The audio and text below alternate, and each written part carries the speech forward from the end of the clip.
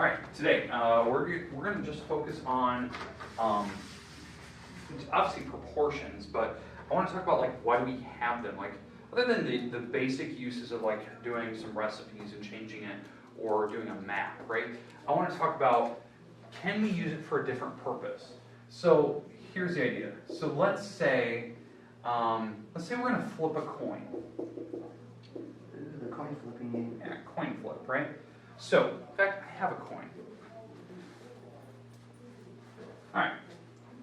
So, Sam, flip a coin. Now, before you do it, what's your probability?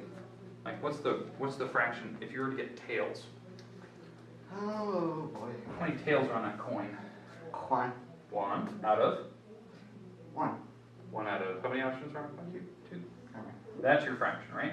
Now, before you do that, okay, we're going to have you pick. What's your probability? Let's see, where my die at? I'll pull out a dice. What's your probability of rolling, let's say an even on a die? So we're going to roll a dice. Isn't there just And I want an even number. So, how many evens are on that dice? There's 2, 4, and 6. So, there's 3 of them. Yeah, 3. How many total numbers are on a die? 6. 6. Okay, alright. So, 2 different events, right? We're doing 2 simple events. So, flip the first one. Boom. Let it go. Let's see. Tails. Tails. Boom. Alright, so, 1 out of 2. You had 50-50 chance. 1 out of 2. Okay? Roll a die. I was actually going to guess tails before it hit, but I just guessed it while I was on the floor. Boom. Rolling the die. Ah. Alright, so, now, here's the idea. Which one is the better fraction? That's the question. So, okay, which one? I want to say 1/2. Okay, so 1/2. Now, did anything influence this? So you say this is the better fraction. Okay, is it because you actually won the coin flip? Did that influence you at all? Yes. Okay, it probably would because you flip a coin and you're like, oh, I'll have probably a better chance of winning that. All right, but here's the idea. Here's how you check. So once you have your little game set, okay, we had our 3 out of 6 versus 2 out of 3. Here's how you check which one is the better fraction. Which one is the better game to play? Okay, so here's how you do this. You can do it with a proportion, which we're going to show you here in a minute, or here's how you do it. You start with the bottom numbers. Okay, start with the bottom numbers. And all I'd like you to do is multiply going diagonally up. And I want you to tell me that number. So, I know how to do these. Yeah, These are so- my favorite ones. Okay, good. So, Unless it's big numbers, then it's hard. no, these are small. So, let's do the first one. Do you want to start with the 2 or the 6? Which one do you want to start with? The 6. So it's 6. Okay, so you multiplied up, and this is 6, right? I'm going to put that above the number, because remember, we're going bottom up, so the arrow's pointing towards the up number, right? Okay, let's go to the other side. So we're going the 2, and we're going to multiply it to the 3. That would be 6. 6. Now, which number is bigger? They're the same. You had equal chances to win both games.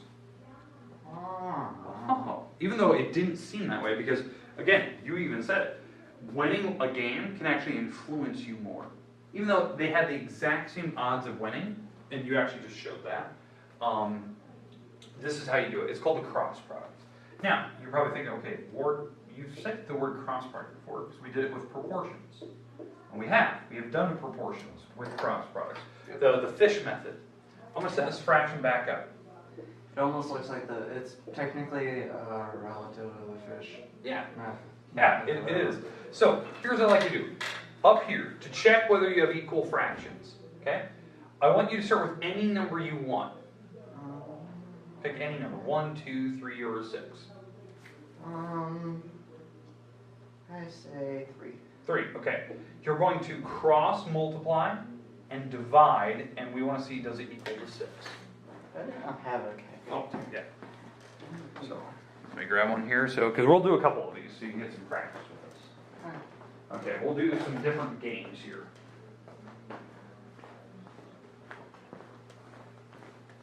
All right. So you're starting with 3. That was the number you picked. We're going to cross multiply. So you're going to multiply the 3 times the 2. You're going to divide by the top number because we're looping around to make the goldfish. Make goldfish.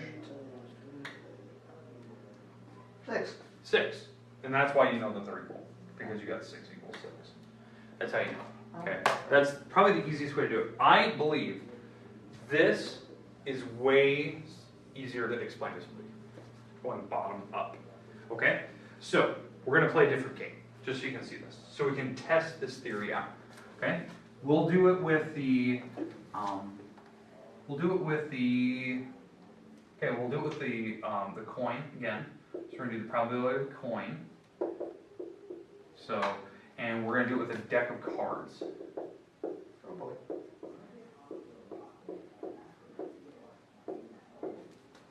Okay. Okay, you ready? Alright. What's your probability of flipping a tails on a coin again? How many tails? 1/2. 1/2, okay. 1 out of 2. Right, there's 2 options on a coin. 1 is the tail, add 2 total. Okay, now, in a deck of cards, how many cards are there? Isn't it like 15 or something? 52. 50, okay. 52 total cards. Now, I will give you the option. We can go for anything in a deck of cards. We can go for a certain particular color of card.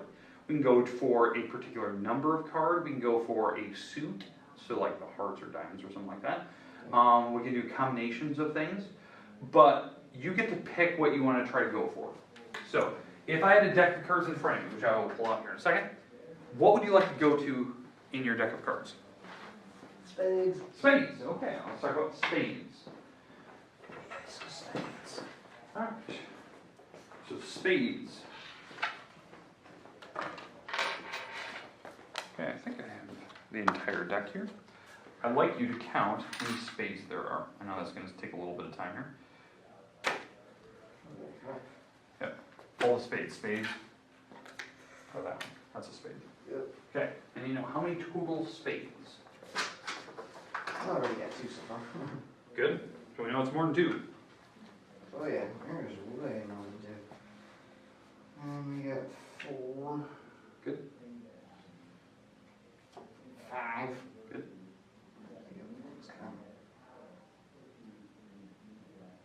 These are some big cards. That's about 8. 6. Good. Right, total 6 so far. So far, so good.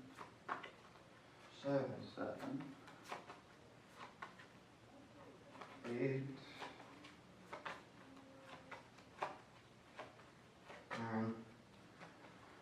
Total 9 so far. Just making sure. Yeah, make sure you go with the whole deck. Okay, good. So we're at 9 so far. 11. Or no, 10. 10. 11. 11. So far, so good. 12.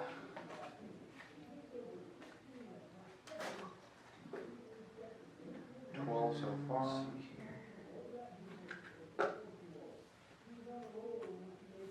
13. 13. Alright, then you want to do the whole deck? Alright, 13. Alright, so now, here's the idea. Which one is the better game to play?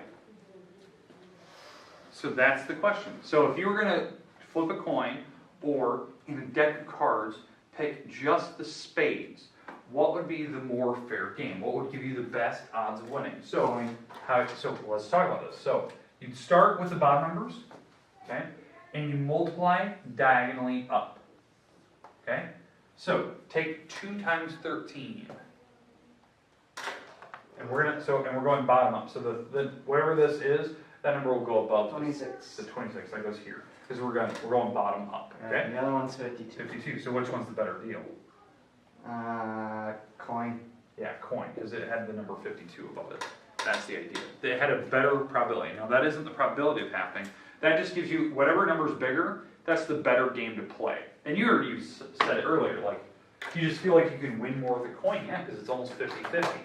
In fact, here's what I want you to do. So, Sam, take 13 divided by 52 on your calculator. Top divided by bottom. 13 divided by 52. 25. Okay, that's 25% chance. Not very good. Okay, it's 25%. Your other one, 1 divided by 2,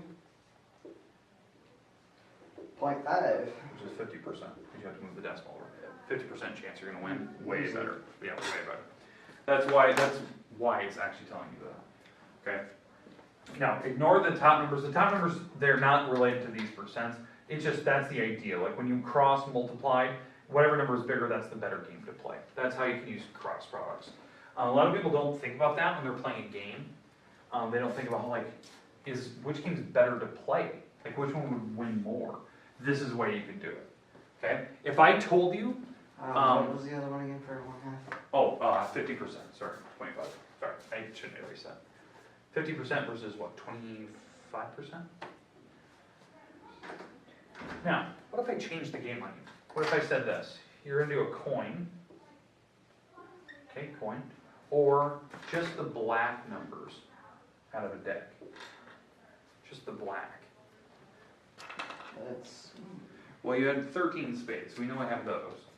Yeah, but you said black numbers. Black, so we gotta add some of the other cards. That would be... Okay, now I'm just going to start counting That's from fine. total now. That's fine. So I had 13, 14, Good. 15, 16...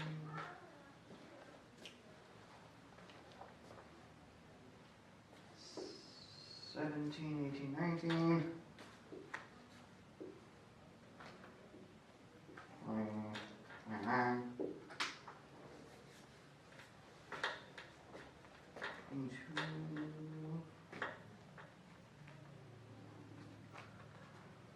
23... 24, 25... 26... 26? Mm-hmm. And you're right. It's 26 out of 52. Okay, so now, which game is now better? Well, now the odds over here are now a little bit higher, right? 26 chances of winning out of 52. So, we set my two fractions like this. And how do you do this again? What's the process for checking which game is the better one? Crisscross. Crisscross, okay? Okay. Bottom up. What do we get? 52 times 1. 52. Okay, so that number is 52. We already knew that one from earlier. But 2 times 26 now. Oops. Right as you said that, it said 62. 52. So, which game's better? Both. Yeah, There you didn't- go. yeah, they're equal. That's how a deck of cards should work. The clubs, the spades, the diamonds, the hearts, there's always 13 of them. Yeah. Because it goes 1 through 10, so there's 13. So, just knowing that there's 13, it was 13 plus 13. So it was actually 50% as well. So it's a 50-50 game. Now, it may seem like the coin is easier because you don't have as many options, like the numbers are smaller, but it was actually the exact same fairness. What I always find weird, I did a study on this when I was in college.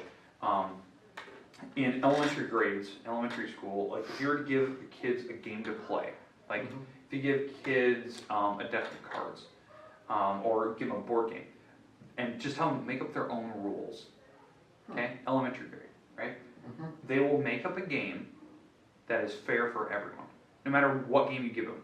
So you give them a deck of cards, they're like, okay, you're gonna win with black, I'm gonna win with red, and they'll just play the game, right? And it's completely fair. And they make it up on the spot. If you ask a junior high, middle school, high school kid, they'll always cheat. They'll always make a game that's in their favor, which is so weird. It's this weird make or break moment in your development that at some point your brain already starts to calculate which one's the better game to play. And it's like, it's a pure instinct thing, but how to check it if you're not sure is this is the process. It's a really weird study. I did it in college, and I thought it was super funny to kind of watch like elementary kids like playing a game. They're just making up a game, and they will always make it fair, no matter what. It's the craziest thing to experience that. And they have every option to make a game that they could easily stack in their favor, but they won't. They'll always make it fair so everyone has an equal chance to play it. Now, okay, we talked about proportions. We talked about how to check which fraction's bigger, which one's smaller. The last thing I want to talk about is on your map problems. So I want to draw this terrible picture of Iowa. Here's Iowa. All right, there's Iowa. Close enough. Here's Garner, okay? Are we seriously at the top? Yeah, we're like right at the top almost. And in, let's say Des Moines is right here, okay? Okay, what we talked about on the previous homework is that if I want to know the actual distance here, the actual distance from Garner to Des Moines, you measure it with a ruler. So let's say this turned out to be 1 centimeter, okay, on a ruler. And we can do whatever decimals you want. And then you put that right here, you put the 1 centimeter, and I want to know the real distance. And you use the scale. I think the scale I was using last week was this one. It was 19.2 centimeters. 2441. Yeah, 2441 miles, right? Yeah. And if you cross, multiply, and divide, it will always give you the real distance. So let's figure this out. And I made up these numbers, so it probably won't work out perfect. But cross, multiply, and divide, I want to know what my x is. So, 127.1. say it again. 127.1. In fact, you know, it's funny, that's actually the real distance. Okay, now I made up that number, so that sounds about right. All right, so 127.1 miles. Okay, now that was what you had to do in the first 6 problems.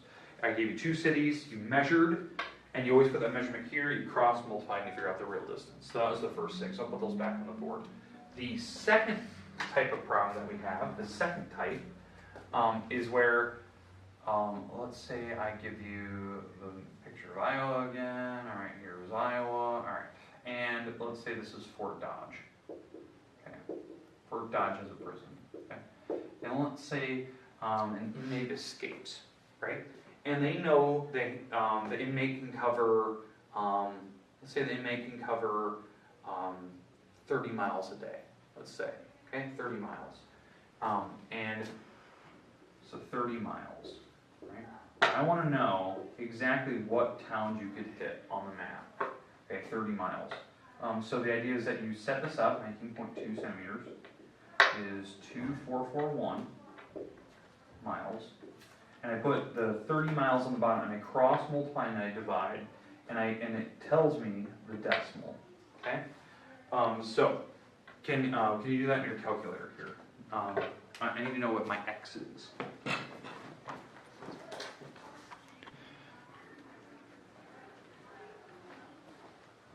It's going to be a small number, like a decimal. 0 point something probably. 0.23. 23. Okay, that's in centimeters. So that means when I measure, I'm not going to the first one on the centimeter. I'm going like two marks in, right? So I'm going 2 marks in, 2 marks in, 2 marks in, 2 marks in. And these are the towns I'd be looking for. The towns that are exactly 2.3 hash marks away. Does that make sense? Yeah. In all directions. And so that's what you're doing on your second assignment. You're trying to tell me roughly what city could they make it to. I think we talked about like zombie outbreak or something like that. Walking Dead. Yeah, Walking Dead style. Okay, so that's what you're doing. So the first thing, I gave you the miles, so you're gonna have to calculate what that is in centimeters, and then you're gonna have to draw your little circle around your map. Okay, I'll give you the rest of the time today to work on that. In fact, I'm gonna put the problems back on the board so you have those. And yeah, you have the rest of the time today to work. So, in fact, I'm gonna leave these both on here, so you know how to do it. So you can kind of watch. And yeah, I do need to know the cities. So Do you want to put the one I'll put- list back down or whatever? Yep. I'll put both lists. I'll put the original 6, and I'll put the new ones that we got on Friday.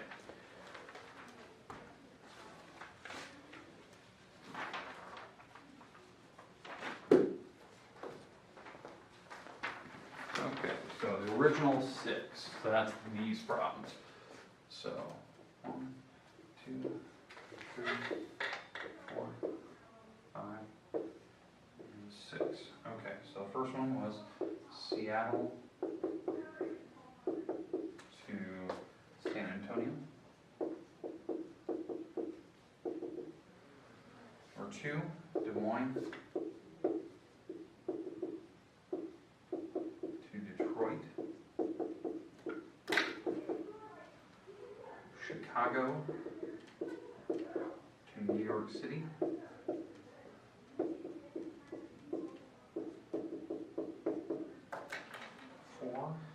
Denver to Nashville.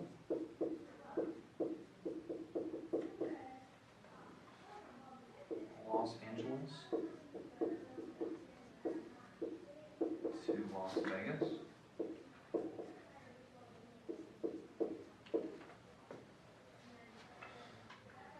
Salt Lake City.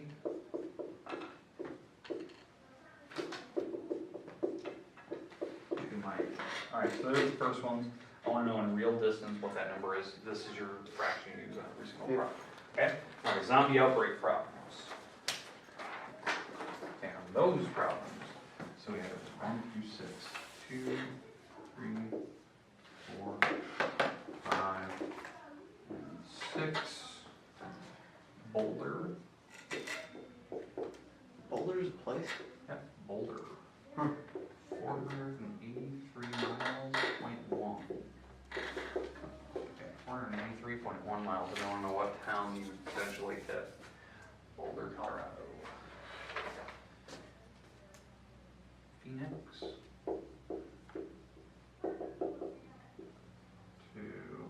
21843.5 miles. We're a long ways away from Phoenix. Topeka. 1,106.1 miles. New Orleans. 2. You're going 1373.1 miles. Louisville.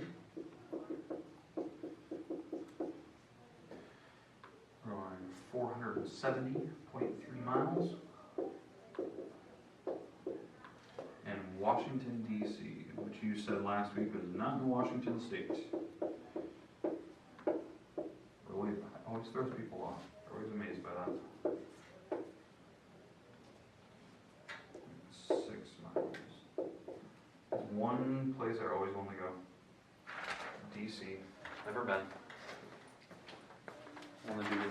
And if you were teaching the junior high, you would have. Yeah. I always want to go. It's one of those places I really want to go. I want to go to the Smithsonian and check it all out.